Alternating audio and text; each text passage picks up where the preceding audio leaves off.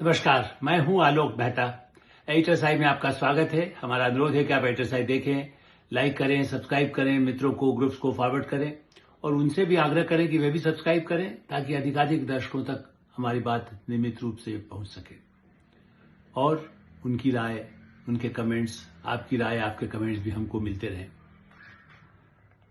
तमिलनाडु और पश्चिम बंगाल विधानसभा चुनाव से पहले पहाड़ से लेकर समुद्र तक तूफान मचा हुआ है। अदालत कह रही है कि भाई क्या ये सांप्रदायिक तरीका डीएमके सरकार बना रही है।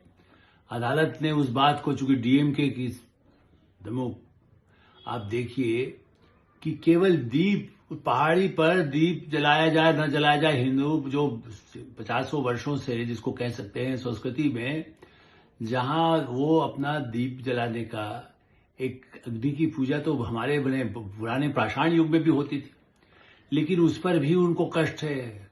और अदालत से देखिए, मद्रास की उच्च न्यायालय ने ये निर्णय दे दिया, जो एक तरह से जो राजनीति है उसको तमाचा। मैं इसलिए अदालत के फैसले, नीचे की अदालत क्या करती है ऊपर, उसलिए विस्तार में नहीं जा रहा हूं, क्योंकि ये सब आप अखबारों में पढ़ते हैं, आप टेलीविजन पर देखते हैं, आप सोशल मीडिया में देखते हैं, तो मैं तो उसका खाली संकेत, चूंकि मैं उसको सांप्रदायिक रूप नहीं देना चाहता। मेरा कहना है कि राजनीति चुनाव के लिए किस पराकाष्ठा पर पश्चिम बंगाल की मुख्यमंत्री ममता बनर्जी और तमिलनाडु के मुख्यमंत्री मिस्टर स्टालिन, करुणानिधि, फिल्मी जगत के नामी एमजी रामचंद्रन के बाद, जैसे आप कहीं, करुणानिधि का भी अपना योगदान रहा। और इस दृष्टि से मुझे लगता है कि कितना एक शिक्षित समाज, तमिलनाडु इतना प्रगति रहा है, बंगाल का एक भद्रलोक यदि कहें या संस्कृति की दृष्टि से कहें, वहां क्या किस तरह की राजनीति की जा रही है। और मैं खास करके इसलिए कह रहा हूं कि इस बार के चुनाव में केरल में तो चलिए एलडीएफ है, यूडीएफ है, वहां पर पहले भी एक बार दूसरा था, इस बार वहां कम्युनिस्टों का, मैं पहले इस पर कर चुका हूं कुछ चर्चा भी, कि कम्युनिस्ट इस बार वहां सफाया होने जा रहा है, ऐसा लगता है अभी तक के जो संकेत मिले हैं। कांग्रेस चाहे न चाहे, अब वो अलग बात है किसका साथ लेगी, कितना करेगी, लेकिन हाँ, वहां पर फिर भी कोई चांस है कि दूसरा जो मोर्चा है कम्युनिस्टों के से हट करके, उसको लाभ मिलता अभी दिखाई दे रहा है। अभी 4 महीने बाकी है, इसलिए मैं नहीं कह रहा भविष्यवाणी, लेकिन हाँ, ये कह सकते हैं कि आज की तारीख में जो हमारी सूचनाएं, केरल के पत्रकार, संपादक, समाजसेवी, उन लोगों से जो मेरी बात संपर्क हुआ है, उससे तो लगता है बंगाल में ही सबसे कांटे की लड़ाई है। बिल्कुल इसे कहते हैं ना, बिल्कुल बांग्लादेश लगा हुआ है उधर। तमिलनाडु, जहां डीएमके जो हमेशा लिट्टे कतक का साथ देने के आरोप रहे, दोनों तरफ देश विरोधी ताकतें साथ में होने का एक जो आरोप केवल बीजेपी का नहीं है, पिछले 50 वर्षों का रिकॉर्ड आप पढ़ लीजिए। मुस्लिम राजनीति में मेरा 72 में मैंने एक लेख लिखा, दिल्ली में रहते हुए, अलीगढ़ विश्वविद्यालय में, कैसे मुस्लिम अलग 1972 में, उस समय की यदि आप अखबार मेरे पास कटी रखी, आज मैं उसको नहीं दिखाना चाहता, उससे लेके कलकत्ता में जो असर, अब जिस तरह से उसको सांप्रदायिक रूप दिया जा रहा है। और तमिलनाडु, जहां संस्कृत, मैं कई बार जिक्र कर चुका हूं कि जहां तमिल भाषा भारत की सबसे पुरानी सांस्कृतिक भाषा मानी जाती है, या संस्कृत, या जैसे ब्राह्मण, तमिल ब्राह्मण यदि आप ये कहें, यदि उसको जाति के आधार पर भी देखें, तो जो विद्वान थे, हम उसको ब्राह्मण कह लीजिए, विद्वान थे, वाइस चांसलर थे, प्रोफेसर थे, शिक्षा के क्षेत्र में रहे, किसी और क्षेत्र में रहे, उनका विभिन्न क्षेत्रों में जो संस्कृति और शिक्षा में जो योगदान तमिलनाडु का रहा है, वहां पर क्या है कि दीप पर लेकर राजनीति हो रही है। डीएमके उसके लिए विरोध कर रहा है, मेमोरेंडम दिए जा रहे हैं गठबंधन के, उसमें कांग्रेस के लोग भी शामिल हैं कि जज को ही हटा दीजिए, जज पूर्वाग्रही है। यदि कोई अदालत में कि जजों के खिलाफ भी यदि कोई किया जा सकता है, तो तमिलनाडु के नेता कांग्रेस के साथ जो गठबंधन के साथी हैं, उनके मिलकर के और भी पार्टियों के सहयोग ले लिया, चूंकि गठबंधन कहने को तो अभी भी है, जिस पर जरूरत पड़े, यदि बीजेपी का विरोध करना है या किसी जज का ही विरोध करना है, कह दीजिए पूर्वाग्रही है, इसको बिल्कुल इनको निकाल दिया जाए, जिसके लिए संसद में पास करना पड़ता, प्रस्ताव लाके रख दीजिए, आप विशेषाधिकार का प्रस्ताव ला दीजिए कि ये साहब बहुत ही पूर्वाग्रही है, सांप्रदायिक है। इस पराकाष्ठा की राजनीति हो रही है चुनावी विजय के लिए। इसलिए मैंने ये विषय चुना आज कि एक तरफ ठीक है, गृह मंत्री अमित शाह, प्रधानमंत्री नरेंद्र मोदी तमिलनाडु को पूरा ध्यान दे रहे हैं। वो साल 2 साल 5 साल लगातार वो काम करते हैं। कितनी आएगी? एडीएम के उनका सहयोगी दल है, वो अपने स्थान वहां बनाना चाहते हैं।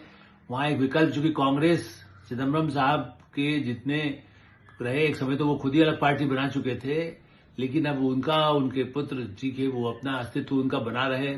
कांग्रेस तो हमेशा डीएमके के ऊपर भरोसे पर दिखाई दे रही है। वहां भी कांग्रेस को अपने बल पर मुख्यमंत्री आने की स्थिति में नहीं है। केरल में वो अपना मुख्यमंत्री चाहती है। यदि वो भी वहां पत्ते वहां भी गड़बड़ किए तो हो सकता है कि उनका भी मुश्किल में पड़ जाए, या वाम मोर्चा ही उनको कह दे आइए भाई आप, हम आपका साथ देंगे, वरना तो कांग्रेस बचेगी कहां, ऐसा सोच करके।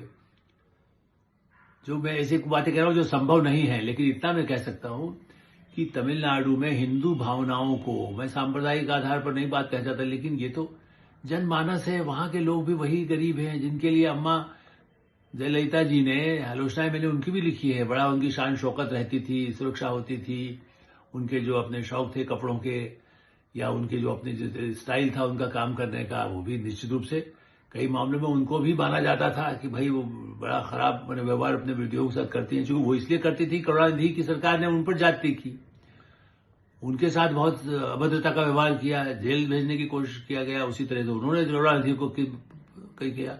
वो लड़ाई पुरानी थी। स्टालिन जो दूसरी पीढ़ी से आए हैं, वो यदि इसे घटिया राजनीति पर उतर आए हैं, उसको हिंदू मुस्लिम बना रहे हैं, कभी कुछ से फायदा हो क्या, उससे कौन सा वोट मिलता है? हिंदू विरोधी होने से हिंदू भावनाओं को आहत करने की क्या आवश्यकता है? बीजेपी साहब लड़िए, कार्यक्रम लड़िए, उनके किसी गड़बड़ियों के बारे में उजागर करिए, उनकी कमियों को करिए, तमिलनाडु को हितों की बात करें, समझ में आता है। और यही बात पश्चिम बंगाल में मैं इसलिए कह रहा हूं कि भारतीय जनता पार्टी इन दोनों प्रदेशों में अपना अधिकाधिक स्थान अपने गठबंधन के सहयोगियों के साथ में, खास करके अन्नाडीएमके के साथ या और भी जो नए सहयोगी आ सकते हैं जिसकी बातचीत चल रही है, वो कोशिश बिल्कुल कहते रणनीतिकार। देखिए, ये कहने को हो सकता है कि भाई ये नितिन नवीन तो अभी आए हैं, लेकिन नहीं, वो रणनीति की दृष्टि से सबके साथ विनम्रता के साथ अपनी पार्टी के अध्यक्ष नाते मुझे पता चला कि वो सबसे विचार विमर्श कर रहे हैं। और असली तो सूत्रधार, या जिसको कह सकते हैं कि पूरा कंट्रोल करने के लिए अमित शाह दिन रात लगे हुए हैं गृह मंत्री के रूप में, साथ पार्टी के लिए जो उनको चिंता यही है भविष्य के लिए आगे के रास्ते बनाना। पश्चिम बंगाल का चुनाव भी उन्होंने पहले भी, आज से 5 साल पहले भी डू और डाई की तरह, पहले की स्थिति निश्चित रूप से सुधरी थी। तिगदी चोगनी मतलब 77 तक सीटें उनकी पहुंची। इसका लाभ वो चाहते हैं कि आज भी यदि वहां पर जो नाराजगी है, वहां तो चुनाव के बाद भी हिंसा हुई है, तो लोग यदि वोट डालने दिए जाए। अब ये ठीक है कि उसमें उसको सांप्रदायिक रूप देकर के मुस्लिम वोट बैंक पर जितना ममता जी निर्भर हो रही हैं, लेकिन अधीर रंजन चौधरी कुछ करेंगे, कांग्रेस कुछ करेगी, कम्युनिस्ट पार्टियां भी मुस्लिम वोट लेंगी, उसमें कहां डिवाइड होगा ये तो वो बताएंगे। लेकिन हाँ, अब उन्होंने भी कहा मैं मंदिर ये बना दूंगी, मैं महाकाल मंदिर बनवा दूंगी, मैं कृष्ण मंदिर बनवा दूंगी। भाई आप एक तरफ उनको मुस्लिमों संरक्षण के नाम पर कहें कि यहां पर ये सब रहेगा, उसका विरोध होगा, हम तो नाम लोगों के काटे जा रहे हैं, बांग्लादेशी अवैध आए हो कोई बात नहीं, उनका नाम रखा जाना चाहिए। भाई अवैध नागरिकों को कि दुनिया के किस देश में वोट देने का अधिकार हो सकता है? लेकिन वो अप्रत्यक्ष रूप से तो यही बात है ना कि उसका ही चुनाव आयोग का विरोध, लोकतंत्र का विरोध। जिस ढंग से बंगाल की राजनीति है और असम लगा हुआ है, तो असम में जिस तरह से भारतीय जनता पार्टी की सरकार ने सुनियोजित ढंग से पहले काम किया, और अब जिस तरह से उनकी पूरी तैयारी है, उससे तो लगता है कि वहां कांग्रेस का खाता इस बार पहले से भी कमजोर रहने वाला है।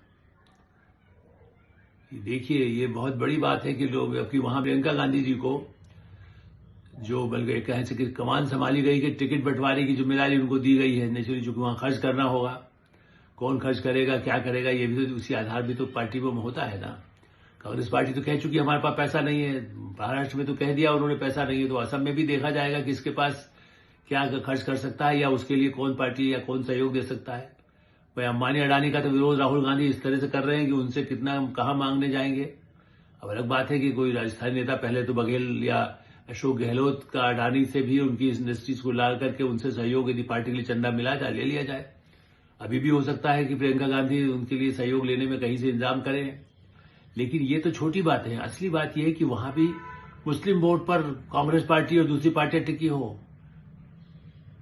ये कोई बहुत अच्छी बात नहीं है। और मैं तो ये मानता हूं कि बीजेपी भी ऐसा क्यों सोचे। बीजेपी को भी उन्होंने जो काम किया है, मैं जानता हूं असम के कई ऐसे लोगों को जो निरंतर इस बात से खुश है, गांव में खास करके, हमारा मकान बन गया, हमें ये मिलने लगा, हमें बुजुर्गों के लिए मिलने लगा, महिलाओं के लिए मिलने लगा, एजुकेशन के लिए ये सुविधाएं हो गई, अस्पताल की ये सुविधा हो गई। इससे असम में प्रगति का जो लाभ है वो भाजपा को मिल रहा है। वो लाभ इसलिए नहीं मिल रहा है कोई हिंदू मुस्लिम करेंगे कि मुख्यमंत्री तो राहुल गांधी से नाराज होकर के कांग्रेस से ही आए हैं ना, लेकिन उन्होंने चूंकि संगठन का काम किया है वो इसीलिए भाजपा में आ गए। इस दृष्टि से ये चुनाव निश्चित रूप से एक बहुत ही अग्नि परीक्षा की तरह है इन दलों के लिए। उसको सांप्रदायिक रंग न मिले, जनता को भड़काने का, आग लगाने का काम न हो, यही हम कामना कर सकते हैं। HSI में विराम देते हैं। अब HSI देखते रहें, लाइक करें, सब्सक्राइब करें, मित्रों को ग्रुप्स को फॉरवर्ड करें और आपकी कोई राय हो तो अवश्य अवगत कराएं। धन्यवाद, नमस्कार।